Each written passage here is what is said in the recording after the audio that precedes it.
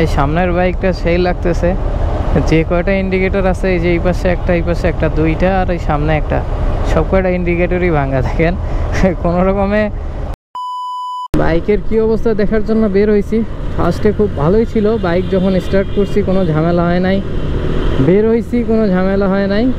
But বের হওয়ার পরে যখন বাজারে আসছি একটা জ্যামের মধ্যে পড়ছিলাম, আর এই জ্যামের মধ্যে যখন বসেছিলাম আমি বাইকটা অফ করে রাখছি। সচরাচর আমি তাই করি যে বেশিক্ষণ যখন জ্যামের মধ্যে বসে থাকি তখন বাইকের স্টার্ট আমি অফ করেই রাখি। এখন যখন বাইকটা স্টার্ট অফ করে রাখছি, এরপরে যখন স্টার্ট দিতে গেছি আর তখনই ঝামেলাটা শুরু। কারণ হচ্ছে স্টার্ট যখন অফ হয়ে গেছে আর কোনোভাবে স্টার্ট হচ্ছিল না। অনেক চেষ্টা করতেছিলাম, মিনিমাম 50 বারের উপরে মানে ট্রাই করতেছিলাম সেলফ দিয়ে, বাট আসলে কোনোভাবেই কোনো রেসপন্স করতেছিল না।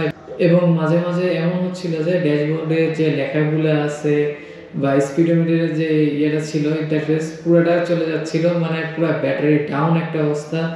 সো এই করতে করতে আসলে পুরো হয়রান হয়ে গেছি। মোটামুটি কিছুক্ষণ যাবৎ হাঁটায় নিয়েও গেছি যে তারপরেও যদি স্টার্ট হয়, বাট আসলে আর কোনোভাবে স্টার্ট নিচ্ছিল না।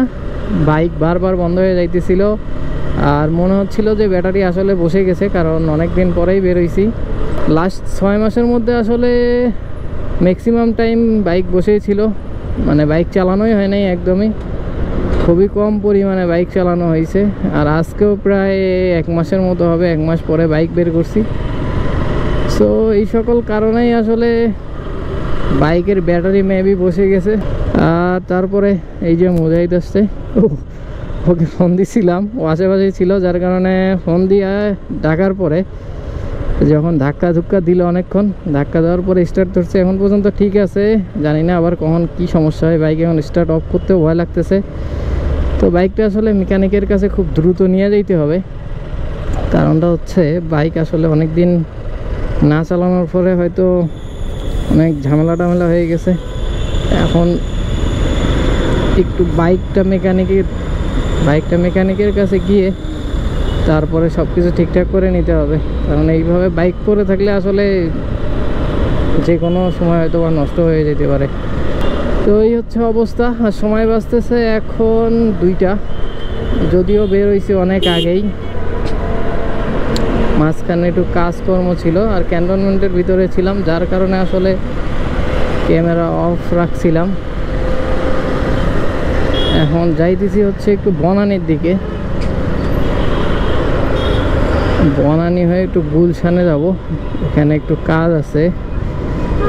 তো ভাবলাম একটু বাইকটা নিয়েই বের হই, না হলে তো আসলে যেভাবে পড়ে থাকতেছে বাইকটা, যে কোনো মুহূর্তে আসলে দেখা গেছে যে এমন ব্যাটারি বসে গেছে আর কোনো স্টার্টই দিতে পারছি না।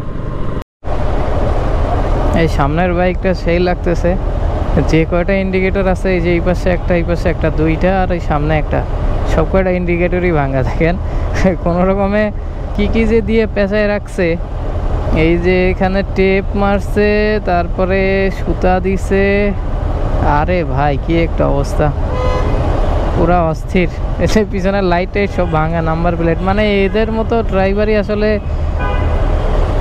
সব ভাঙা চূড়া উড়াই নিয়ে যায়। যাই হোক, পশ এরিয়াতে ঢুকে গেছি আর সেই সাথে জ্যামও শুরু হয়ে গেছে।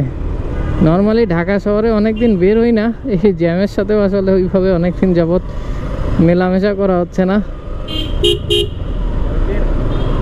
যাই হোক, জ্যাম থেকে আমরা একটু বেরোইছি সাইড দিয়ে, দেখি ভিতরের রাস্তা দিয়ে যাওয়া যায় কিনা।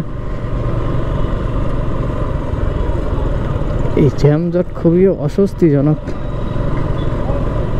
আসলে মাঝে মাঝে ঢাকা শহরে থাকার পরেও যদি জ্যামের মধ্যে মাঝে সাঝে বের না হয়, তাহলে আসলে ঢাকা শহরের আসল ফিলটাই আসে না। পশ এরিয়া থেকে বের হয়ে আসলাম, আর ঢাকা শহরে আসলে আগের থেকে মনে হচ্ছে যানজটটা একটু বেশি হয়ে গেছে। আগে যদিও এত যানজট ছিল না। তো যাই হোক, বাইকের জন্য একটু ভালো হইলো, কারণ অনেক দিন পরে বের করলাম। ব্যাটারির যে অবস্থা ছিল, মেবি আজকে যদি না বের করতাম হয়তো আরও বড় কোনো ঝামেলা হয়ে যেতে পারতো। তো আলহামদুলিল্লাহ, যাই হোক, বাইকেরও একটু সার্ভিসিং করানো মনে হচ্ছে দরকার। তো দেখি এটা সময় করে এক সময় যাব ইনশাল্লাহ। আর এই হচ্ছে অবস্থা আজকের। তো আজকের ভিডিওটা এই পর্যন্তই রাখি। সবাই ভালো থাকবেন, সুস্থ থাকবেন। আল্লাহ হাফেজ, আসসালামু আলাইকুম।